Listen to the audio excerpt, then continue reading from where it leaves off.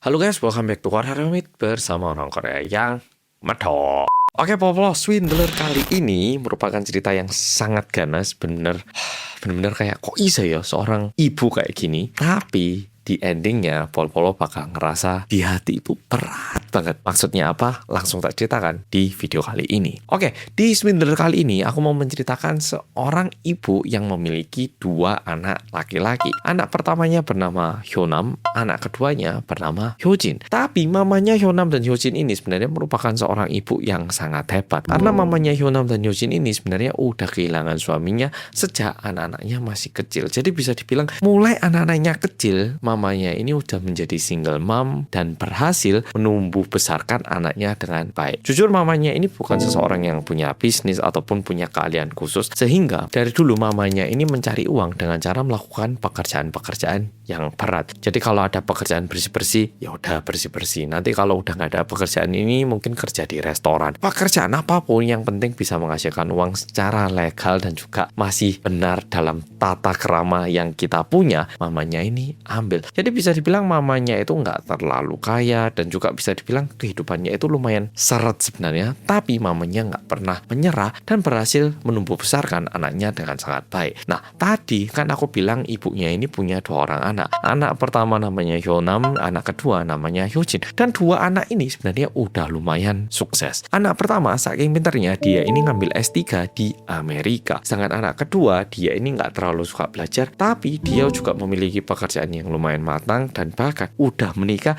udah punya anak dan tinggal di Korea. Nah, kalau kita dengar ceritanya ibu ini sampai di sini, terkesan kehidupan ibu ini sukses dan juga meskipun tidak kaya raya, tapi bisa dibilang lumayan bahagia. Sampai suatu hari, anak pertamanya yang bernama Hyunam ini tiba-tiba ditelepon oleh seorang perempuan. Waktu itu di Amerika di malam hari, Hyunam ini ditelepon dari satu nomor HP Korea. Diangkat. Yobseyo. Ternyata yang menghubungi anak pertama ini merupakan seorang ibu dari Korea. Hyunam bingung. Halo, ini siapa? Ibunya yang telepon jawab. Apa betul ini nomor HP-nya anak laki-lakinya Ibu Kim? Anaknya bilang, oh iya betul, ini dari mana? Cewek ini tiba-tiba memberikan satu pernyataan yang membuat putranya ini kaget banget. Oh, kamu putra pertamanya kan ya? Saya rasa kamu perlu tahu sebenarnya mama kamu itu orang yang kayak apa. Mama kamu selingkuh sama suami aku. Daripada kamu belajar jauh-jauh di Amerika, kalau bisa kamu cepetan balik ke Korea dan kamu selesaikan masalah ini. Mama kamu selingkuh sama suami aku. Teleponnya dimatikan. Hyunam yang tinggal di Amerika dan yang kehidupannya udah stabil ini tiba-tiba mendapatkan telepon kayak gitu dan tentunya dia sendiri bingung karena mamanya itu merupakan seorang ibu yang sangat giat, pekerjaan apapun diambil, meskipun kehidupannya berat, mamanya itu nggak pernah komplain dan jujur mamanya ini sangat beriman. By the way, mamanya ini beragama Katolik katanya. Nah, karena Hyunam mendapatkan telepon seperti ini tapi dia tinggal di Amerika, yang bisa dilakukan sama Hyunam apa? Dia telepon ke adiknya. Hyojin, kamu sekarang coba ke rumah mama, kamu coba cek, ada nggak sesuatu yang aneh gitu di rumah mama? Adiknya bingung. Aduh, apa sih? Aku ini loh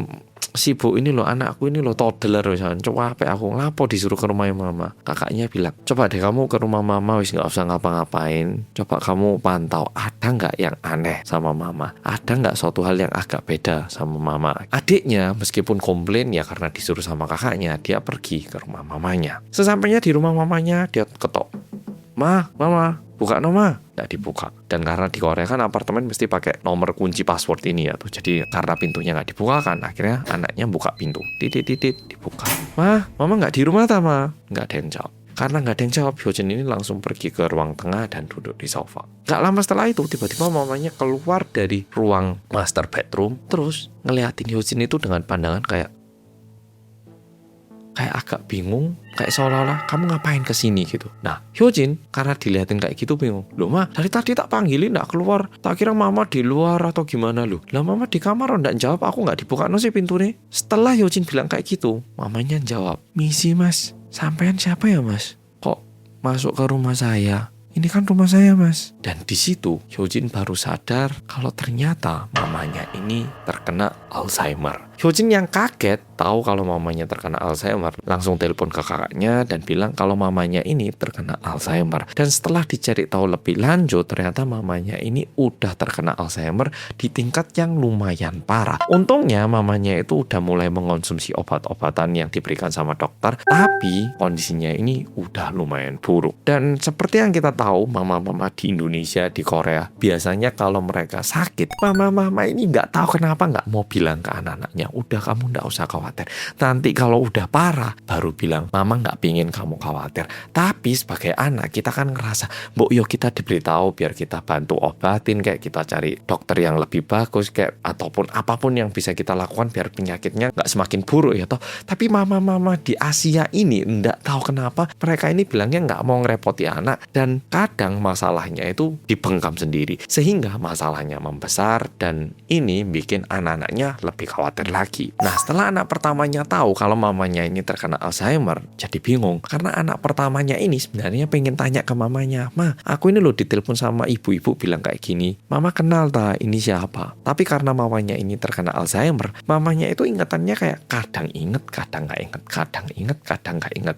Dan di saat mamanya terkesan ingat pun, ingatan mamanya itu nggak juga sepenuhnya inget gitu. Dan karena mamanya terkena Alzheimer, anak-anaknya ini juga sungkan untuk tanya, Mama kenal tau sama orang ini." Tapi yang bikin anak pertamanya ini tidak bisa menghiraukan teleponan random ini adalah orang yang telepon ke anak pertamanya ini juga mengirimkan foto laki-laki yang katanya selingkuh sama mamanya. Karena kondisinya ini lumayan buruk, akhirnya anak pertamanya balik ke Korea dan mulai mencari tahu apa yang terjadi. Masalahnya gimana caranya untuk mencari tahu ini? Maksud, mama selingkuh tak sama orang ini? Ya memang bisa, tapi karena Alzheimer mamanya pun tidak bisa memberikan jawaban yang sangat tepat gitu. Karena bingung gimana, akhirnya anak pertamanya ini meminta tolong ke detektif swasta untuk cross check apakah betul mamanya ini pernah selingkuh, atau anak pertamanya ini ditelepon sama orang yang gak jelas dengan tujuan mungkin mau minta duit kayak atau mau cari masalah gitu. Sehingga anak pertamanya ini pergi ke kantor detektif swasta dan disampaikan kondisinya. "Pak detektif, saya sempat menerima telepon seperti ini, dan setelah saya cek, mama saya ternyata terkena Alzheimer dan udah lumayan parah. Saya mau cari tahu fakta di balik semua ini, apakah mama saya itu beneran pernah selingkuh sama suami orang, atau orang ini mentang-mentang mama saya kena Alzheimer, saya ditelepon seperti ini untuk cari masalah atau mau minta uang untuk ganti ulang. Bisa nggak Pak Detektif cari tahu kebenaran di balik semua ini?" Nah, detektif swasta yang mendapatkan pekerjaan seperti ini tentunya ya mengiyakan, dan mulai besoknya langsung mulai mencari tahu kebenaran akan semua ini. Nah, by the way, si mama di cerita kali ini merupakan seseorang yang sangat anggun. Jadi meskipun udah lumayan tua, Pol pasti paham, di antara ibu-ibu kadang itu masih ada ibu-ibu yang tuanya itu anggun, masih kelihatan cantik, dan ketika kita lihat, wah ibu ini dulu mudanya pasti cantik. Tahu kan ya, bukan berarti aku bilang ada ibu yang jelek, enggak. Cuman ada ibu-ibu yang meskipun tua itu masih gimana ya, kelihatan gitu loh, dulunya ini cantik dan sampai sekarang masih ada anggunnya gitu. Nah, kebetulan si mamanya ini merupakan ibu yang kayak gitu, dan sebenarnya si mama ini di luar jam kerja itu cuman pergi ke gereja untuk berdoa. Sehingga detektif swasta ini coba pergi ke gereja untuk mencari tahu apa kata orang-orang yang ada di gereja. Paling nggak kan mamanya sering ke gereja, sehingga orang-orang yang ada di gereja pastinya ada sedikit informasi atau tahu tentang kebenaran ini atau. Nah, di situ detektif swasta mulai tanya ke orang-orang yang kenal Ibu Kim di gereja itu. Kebetulan ada satu ibu yang lumayan dekat dan juga lumayan ingat tentang Ibu Kim. Ditanyain sama detektif swasta, "Ibu, permisi, saya lagi cari tahu tentang Ibu Kim. Ibu deket nggak Bu sama Ibu Kim?" "Oh iya, saya lumayan deket. Dulu itu kan Ibu Kim sering banget ke gereja." Detektif swastanya tanya, "Loh, kok maksudnya dulu gimana Bu? Terakhir datang kapan Ibu?" "Ibu Kim itu kayaknya sampai 2-3 bulan yang lalu itu masih rutin datangnya. Cuman mulai 2-3 bulan lalu itu udah mulai nggak kelihatan. Oh iya, sama sekitar 1 bulan yang lalu itu Ibu Kim sempet ini ke gereja. Kebetulan saya juga ke gereja. Nah, saya lihat Ibu Kim ini lagi doa. Nggak tahu lagi doa tentang apa. Ibu Kim ini berdoa sampai nangis-nangis. Nah, itu terakhir kalinya saya lihat Ibu Kim 1 bulan yang lalu. Dan setelah itu saya nggak pernah lagi lihat Ibu Kim di gereja. Tapi Ibu Kim itu orangnya baik. Kalau misalnya kita di gereja ada acara untuk membantu ke panti asuhan kemana, Ibu Kim selalu hadir. Ketika kita mau memberikan sumbangan, Ibu Kim juga ya selalu ikut serta. Ya Ibu Kim pokoknya orangnya baik. Kalau misalnya ada rumor-rumor gak jelas, apa tadi katanya selingkuh, nggak mungkin Ibu Kim itu bukan orang kayak gitu. Nah, setelah dicari tahu, ternyata ada satu orang di gereja yang bilang kayak gini tiba-tiba ke detektif swasta. Pak detektif lagi nyari tahu tentang Ibu Kim ya. Ibu Kim itu orang punya 2 muka itu. Bapak coba deh ke nightclub yang ada di perempatan sana, di basement lantai 1. Bosnya kenal itu sama Ibu Kim. Pak detektif coba ke sana lah, saya nggak mau ngomong. Nah, ada satu orang di gereja yang bilang kayak gitu. Setelah mendengarkan ini, detektif swasta langsung pergi ke klub yang dimaksud. Jadi di Korea itu memang ada beberapa tempat namanya beda. Kalau di Korea kayaknya bilang klub bar itu biasanya kan untuk anak-anak usia 20-an ataupun 30-an. Tapi kalau night kita bilangnya, aku pun kurang tahu jelasnya gimana karena aku ya nggak pernah ke sana dan nggak pernah diajak ke sana dan nggak ada urusan ke sana. Tapi ini katanya klub untuk ibu-ibu. Jadi ibu-ibu bapak-bapak jadi usia 40-50 mereka nggak bisa ke klub. Jadi mereka ini bikin klub sendiri namanya night club. Jadi sebenarnya night club kan sama, cuman kalau di Korea night itu berarti night yang malam itu untuk yang tua-tua. Kalau klub ini anak-anak muda. Kesannya agak kayak gitu. Nah, pokoknya detektif swasta ini pergi ke night club yang dimaksud. Di situ ketemu sama bosnya. Nah, ketemu sama bosnya, detektif swastanya bilang kalau dia ini lagi cari tahu tentang si Ibu Kim ini dan ngomong-ngomong. Detektif swastanya tanya, Ibu kenal nggak sama Ibu Kim? Nah, ini fotonya. Pemilik nightclub itu ngelihat fotonya Ibu Kim dan gak lama setelah itu bilang kayak gini. Oh ini yang kemarin sempat berantem sama Ibu siapa sih kemarin? Iya ini Ibu Kim ini yang dia kan kesini ngedance sama bapak siapa itu. Udah sering itu kalau tiap malam datang. Nah tapi ada satu kejadian Ibu Kim ini lagi ngedance sama bapak itu. Nah ternyata bapak ini punya istri. Istrinya datang, Ibu Kim dijambak di sini. Nah setelah itu Ibu Kim gak pernah datang lagi ke sini. Tapi Ibu Kim itu sering ke sini, suka itu ngedance sama bapak-bapak gitu. Ya udahlah, pokoknya kayak gitu. Nah, Bapak detektif mau ini ikutan di klub sini. Nah, detektif swasta yang mendengarkan cerita ini jadi bingung karena di gereja Ibu Kim ini merupakan seseorang yang sangat baik dan imannya sangat kuat, tapi ada satu sumber yang bilang kalau Ibu Kim ini sebenarnya di malam hari suka pergi ke klub untuk berdansa sama bapak-bapak. Nah, tapi di sini yang lebih penting kan apakah betul Ibu Kim ini pernah selingkuh sama cowok yang katanya pernah selingkuh sama si ibu ini atau nah sehingga detektif swasta ini mulai ngecek lebih dalam lagi. Dan satu tempat yang perlu dikunjungi sama detektif swasta adalah pos satpam di apartemennya Ibu Kim. Nah, karena Ibu Kim ini kan sebenarnya udah tinggal sendiri di apartemennya, sedangkan anak-anaknya udah tinggal terpisah. Ibu Kim ini kan bisa dibilang selalu di rumah, dan kalau misalnya beneran selingkuh, kemungkinan besar cowoknya ini bakal diajak ke apartemennya ya, atau nah sehingga detektif swasta coba pergi ke pos satpam yang ada di apartemennya Ibu Kim. Nah, sampai di situ tanya ke satpamnya, Pak Satpam, selamat sore Pak. Ini saya lagi cari tahu. Jadi sebenarnya saya ada klien yang pengen tahu kalau ibunya ini benar nggak sih pernah selingkuh, tapi mamanya ini kena Alzheimer Pak. Ini mau cross check. Bapak kenal nggak Pak sama ibu ini? Tower ini lantai 8. Dilihat Pak Satpam. Oh iya kenal ini. Kalau cowok ini pernah lihat nggak Pak? Nah soalnya katanya ibu ini selingkuh sama cowok ini atau bapak ini. Pernah lihat nggak? Pak Satpam lihat. Kok kayaknya ya pernah lihat, tapi ya kayaknya enggak juga ya. Saya enggak yakin ini. Atau mau cek ini CCTV di lantai ibunya itu. Kalau mau bisa kita cek. Itu kan koridor publik yang terbuka. Kalau itu bisa kita cek CCTV-nya. Nah setelah dicek, berbeda dengan yang diharapkan sama kedua anaknya, ternyata betul Ibu Kim ini berulang kali mengajak seorang laki-laki untuk masuk ke dalam rumahnya. Dan setelah dilihat baik-baik, ternyata cowok ini sama persis dengan cowok yang dimaksud sama cewek yang pernah telepon ke anak pertamanya. Dan setelah detektif swastanya ini tahu kalau Ibu Kim ini sering pulang sama cowok ini, detektif swastanya tanya lagi ke Pak Satpam. Pak Satpam,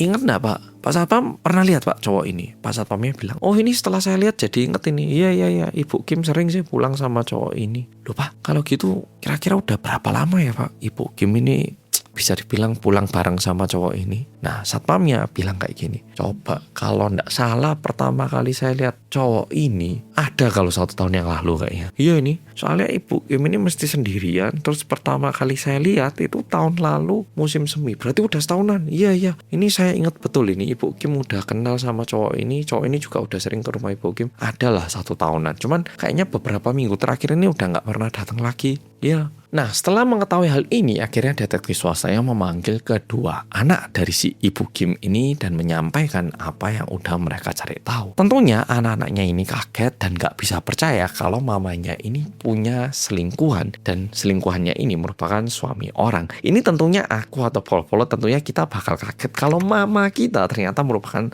seseorang yang seperti itu ya toh. Nah, anak-anaknya ini beneran kaget, dan karena gak bisa menerima kenyataan ini, anak pertamanya ini memutuskan untuk coba telepon ke nomor yang pernah telepon ke dirinya yang bilang kalau mamanya selingkuh sama suaminya. Dan akhirnya mereka janjian untuk ketemu langsung bertiga. Ketemu langsung bertiga ini siapa aja? Anak pertamanya, cewek yang telepon bersama dengan suaminya, dan suaminya ini yang selingkuh sama Ibu Kim. Nah, akhirnya di hari janjian mereka bertiga ketemu. Untuk mempermudah pemahaman, kita bilang aja ibunya ini Ibu Lee, nama bapaknya Bapak Jo. Oke. Anak pertama ini langsung tanya ke Ibu Lee, Ibu Lee kan telepon saya sekitar 2-3 minggu yang lalu waktu saya ada di Amerika, bilang kalau mama saya selingkuh. Tapi benar, suami ibu, Pak Jo ini yang selingkuh sama mama saya. Nah, Ibu Lee bilang, cobalah kamu tanya. Anak pertamanya yang nggak bisa percaya langsung tanya, Bapak emang usia berapa Pak? Pak Jo bilang, saya 52 Pak. Mama saya ini lu usia 62. Bapak ngapain mau pacaran sama ibu saya yang usianya itu 10 tahun lebih tua dari Bapak? Kan nggak mungkin Pak. Bapak beneran selingkuh sama mama saya.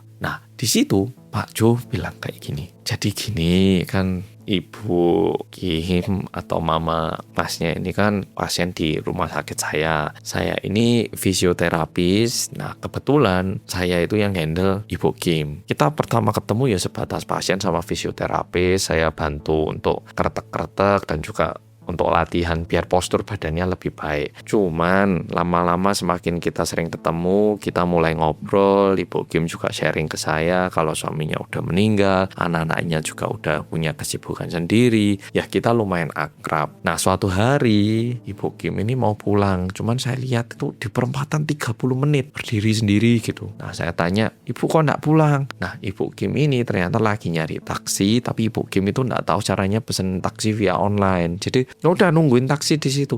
Tapi zaman sekarang kan kalau nggak pesen online nggak bisa kan. Nah, terus saya tanya, emang ibu tinggal di mana? Nah, kebetulan itu nggak jauh dari rumah sakit, dan kebetulan itu jam pulang kerja saya, ya saya anter. Nah, besoknya Ibu Kim itu bilang terima kasih saya dibelikan buah-buahan.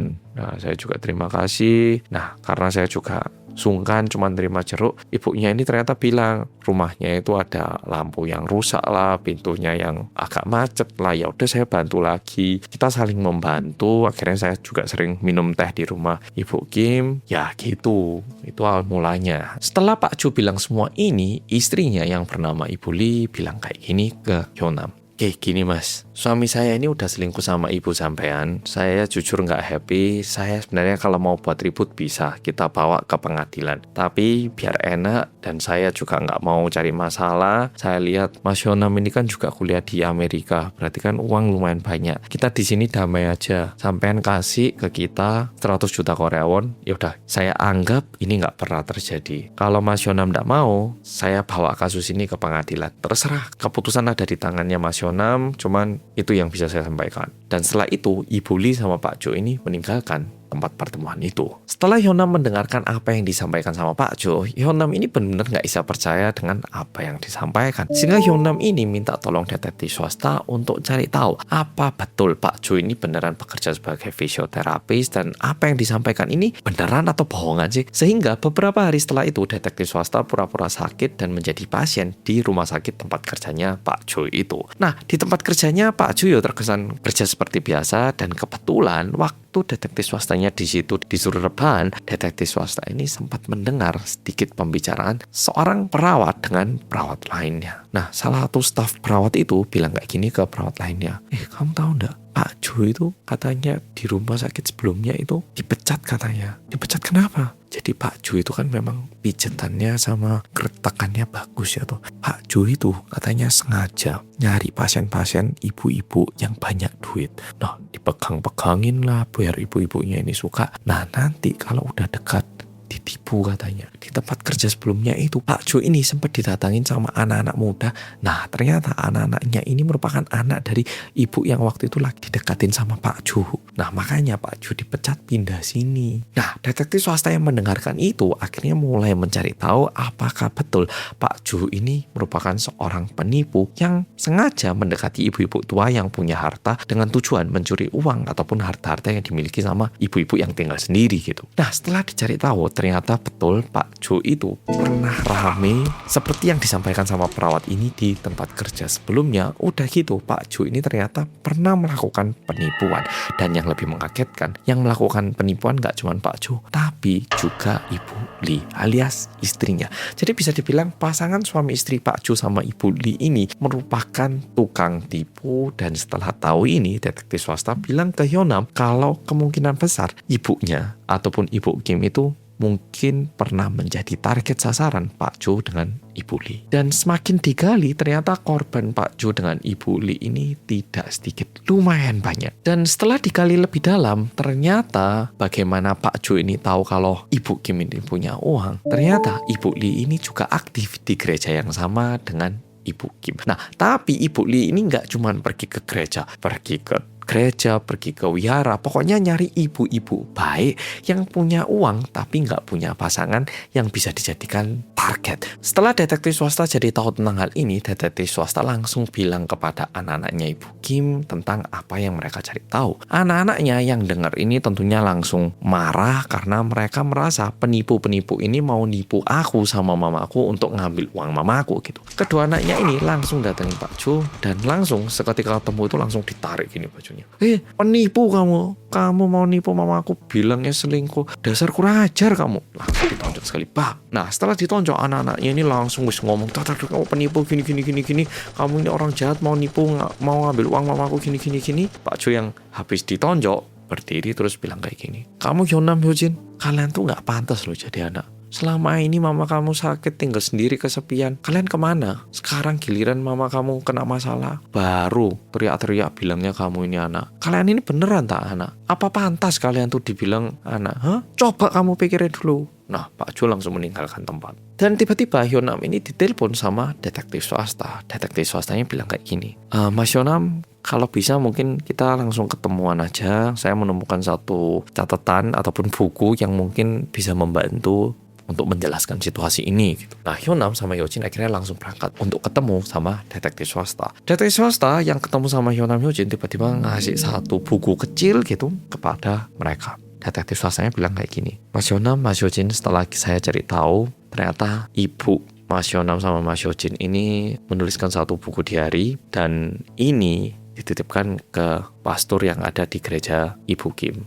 Jadi ini semua ditulis sebelum Alzheimer-nya Ibu Kim memarah, jadi silakan dibaca. Anaknya baca. Dan seketika itu, kedua anaknya kaget karena di situ tertulis satu catatan seperti ini. Yang nuliskan ini mamanya, Tuhan ampunilah saya Tuhan, saya jatuh cinta sama seorang laki-laki yang memiliki pasangan. Tuhan mohon maafkan saya. Di hari Ibu Kim menuliskan ini, diperkirakan itu hari Ibu Kim pergi ke gereja dan berdoa sambil menangis-nangis seperti salah satu saksi yang pernah ditemui sama detektif swasta. Nah, setelah anaknya membaca catatan ini, akhirnya kedua anaknya pergi ke mamanya dan tanya apakah betul mamanya ini pernah selingkuh sama cowok itu ataupun Pak Jo. Mereka pergi dan kebetulan di hari itu mamanya ingatannya lagi sehat. Anaknya langsung bilang, Mama beneran tak selingkuh sama cowok ini? Ini loh, catatan mama ini loh buktinya. Mama selingkuh tak? Anaknya marah dan bilang kayak gitu. Mamanya yang mendengarkan itu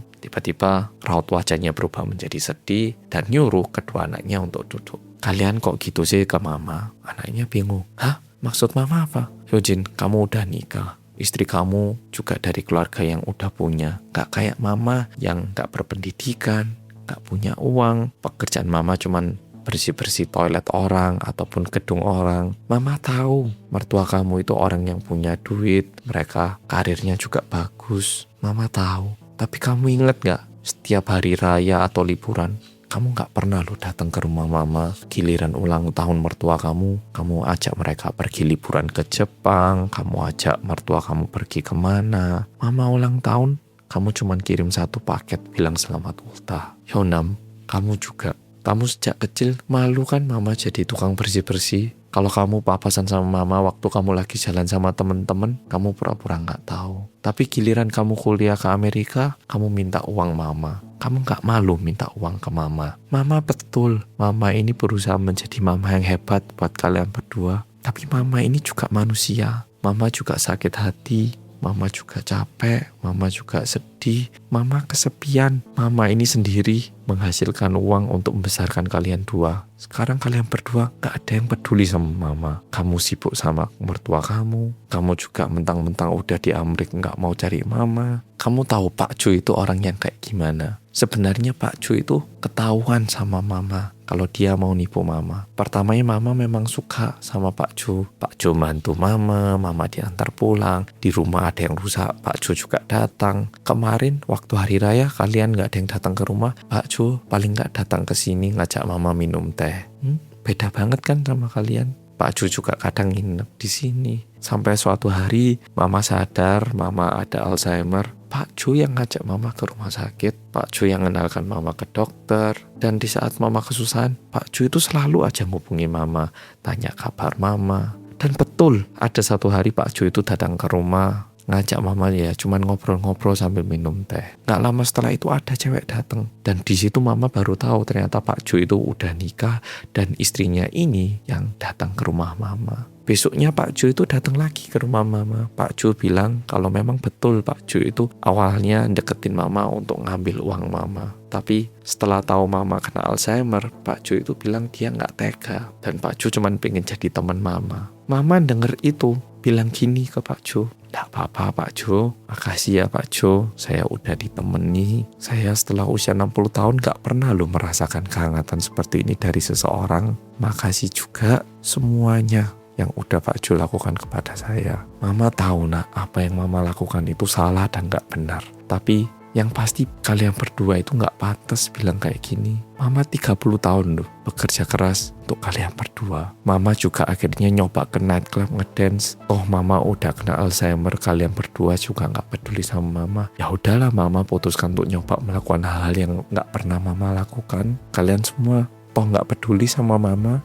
Kenapa sekarang kalian baru pura-pura peduli banget sama mama? Giliran uang mama mau dirampas, kalian cepet-cepet kesini. Kan mama gak ada artinya di dalam hidup kalian." Kejadian ini sebenarnya berakhir seperti ini, tapi yang lebih menyedihkan, setelah kedua anak laki-laki ini tahu tentang apa yang terjadi kepada mamanya, bukannya mereka menyadari akan kesalahan mereka dan juga berusaha membantu mamanya, tapi mereka justru meninggalkan mamanya. Sedangkan mamanya ini kondisi Alzheimer-nya menjadi semakin buruk dan nantinya beneran dituntut sama Ibu Lee dan harus menjalani proses hukum bolak-balik ke pengadilan sendiri tanpa ditemani oleh keluarganya. Dan Ibu Kim merasa meskipun Pak Jo itu bukan suaminya dan juga bisa dibilang pernah selingkuh, Ibu Kim merasa Pak Jo merupakan satu-satunya orang yang membuat Ibu Kim merasa kalau dirinya punya keluarga, alias satu-satunya orang yang mengkeluargakan Ibu Kim. Jadi kayak gak ada siapapun yang mempedulikan aku, tapi satu orang ini yang peduli sama aku. Memang betul motif awalnya mau ngambil uang aku, tapi setelah tahu aku kena Alzheimer, mau jujur, mau minta maaf. Dan meskipun semua ini bertujuan untuk merampas uang ataupun nipu uang, tapi kehangatan yang pernah dirasakan Ibu Kim ini merupakan kehangatan yang mungkin jauh lebih berharga dibandingkan jumlah uang yang mau dirampas sama pasangan Ibu Lee dan Pak Jo. Oke, Polo, video kali ini sampai di sini. Jujur video kali ini panjang banget. Aku juga sampai nggak enak ke editorku. Tapi jujur Swindler kali ini memang ceritanya agak ganas dan juga kadang bikin kita, apakah mama kita itu orang yang sebaik itu. Tapi di satu sisi kita perlu juga ingat, sebelum mama kita ini merupakan seorang ibu, mama kita juga seorang perempuan yang juga ingin mendapatkan perhatian sama halnya kayak pacar Polo, istri Polo, ataupun teman perempuan Polo. Oke, Polo, video kali ini sampai di sini. Terima kasih dan nonton. Entah kenapa Swindler kali ini kesannya jadi berat ya toh. Ya, jadi makasih dan nonton dan sampai jumpa di video berikutnya.